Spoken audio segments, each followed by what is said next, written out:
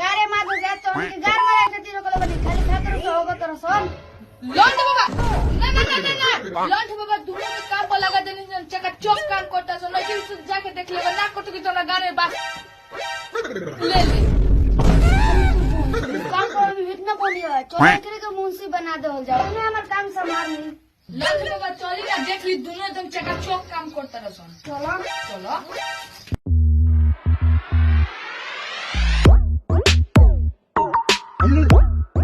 होती ना बाबा हमरा ना अभी हुआ गेट खोली रे सरवा सोन मालिक को हम तो के चल बता गए ठीक वाला ढोल हुई आगे चल ए बोलो हमरो के खनी दे रहा हम तीन और डोले से बता ठीक बा दे हम खैनिया में से पहले तो बना ले दी तो उन मजा आई ठीक डारा आवे लगा ये हमने देख ली आई तो गाड़ी फाड़ दी काई तो बोल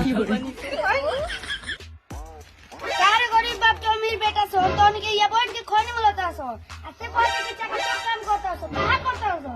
कौन जल्दी करला ए बहू अपनी आ गया सुन तो होने भी जा काम करे ते हुई दो साल लोग के तो भगा देनी अब चला आराम से बैठ जा